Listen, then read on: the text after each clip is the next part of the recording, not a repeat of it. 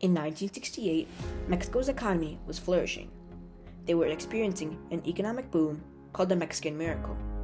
During this period of time, Mexico's employment percentage was skyrocketing and inflation was rock bottom, leading them to host the 1968 Summer Olympics. The 1968 Summer Olympics were held in Mexico City. In 1968, racial inequality was at an all-time high. Tommie Smith and John Carlos were both black and upcoming athletes representing the United States track team at the 1968 Olympics. Smith and Carlos were both phenomenal track athletes, leading to their qualifying for the 200-meter sprint final. They both crossed the finish line, with Carlos winning gold and Smith winning bronze. As the eyes of over 17 million people worldwide watched, Tommie Smith and John Carlos approached the podium at the 1968 Olympics. Little did the world know, their actions would change Olympic history forever. This is the story of the Black Power Salute, a protest of rights and responsibilities. The Black Power Salute occurred during the Star-Spangled Banner of the 200-meter sprint medal ceremony. During this action, Smith and Carlos both raised their fists in the air and bowed their heads with the black scarf wrapped around their necks.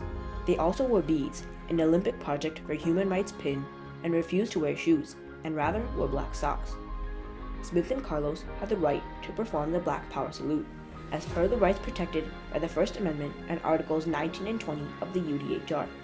According to the First Amendment in the United States Constitution, the right to freedom of speech, expression, religion, petition, and assembly are protected.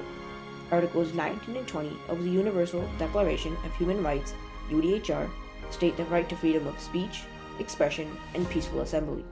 The raising of their fists, the bowing of their heads, the black scarves wrapped around their necks, and the black socks they wore were all forms of peaceful expression and speech.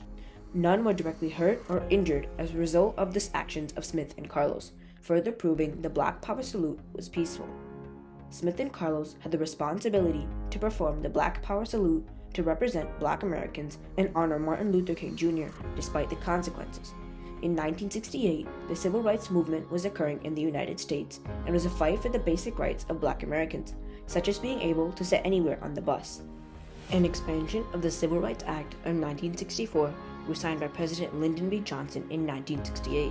This expansion was called the Fair Housing Act and guaranteed basic housing rights to all, regardless of race.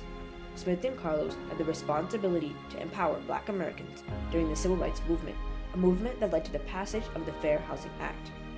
Martin Luther King Jr. died on April 4, 1968 in Memphis, Tennessee. Martin Luther King Jr., MLK, was a major activist in the civil rights movement. MLK often wrote letters and gave speeches of empowerment to Black Americans during the civil rights movement. Smith and Carlos felt they had the responsibility to uplift and empower the Black community after the death of such a prominent figure. Tommie Smith and John Carlos had the right and responsibility to address racial inequality in 1968 by performing the Black Power Salute. Smith and Carlos's actions were protected by both the First Amendment and Articles 19 and 20 of the UDHR. The Black Power Salute was a peaceful action because none were directly hurt by any of the actions either one of the athletes performed.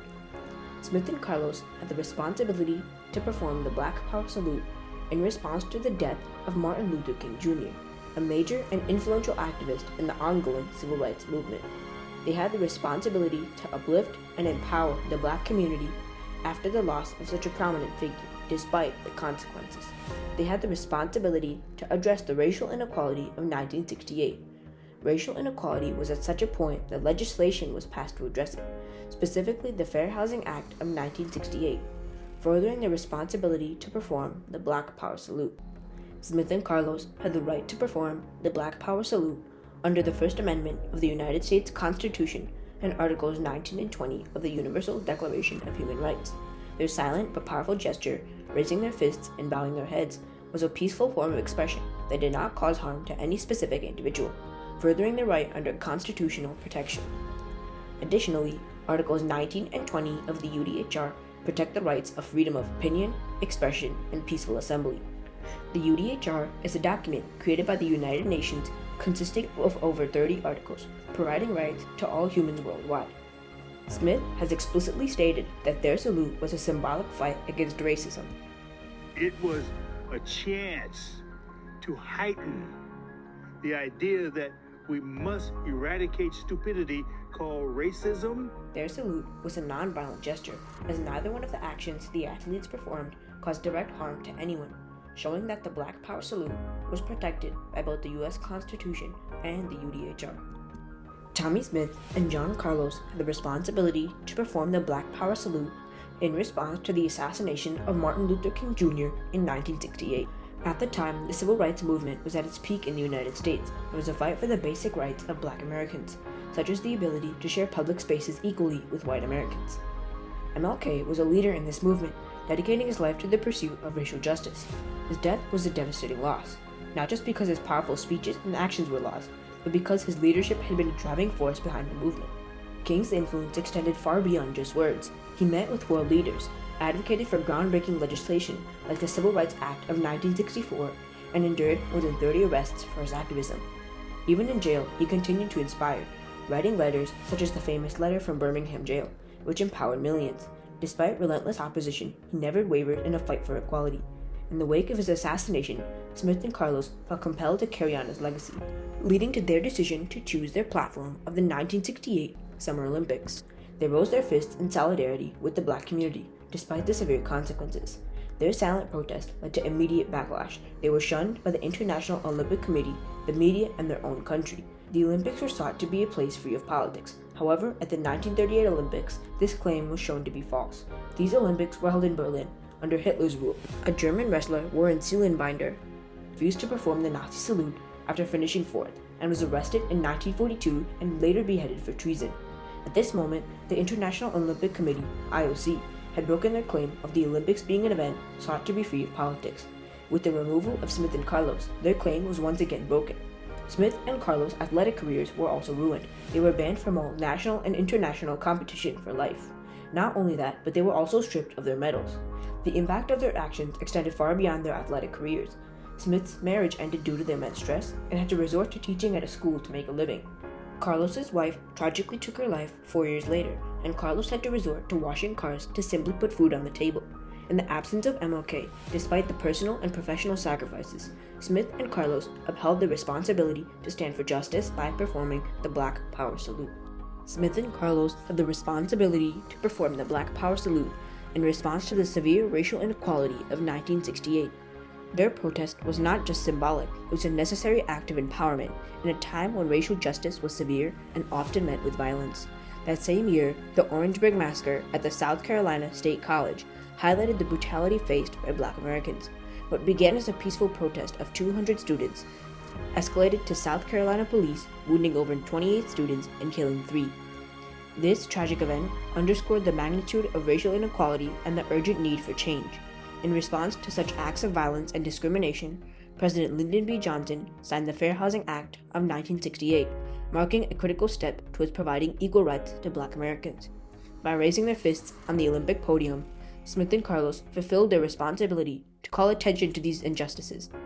At the 1968 Olympics in Mexico City, Smith and Carlos raised their fists on the Olympic podium as a symbolic act full of deeper meaning.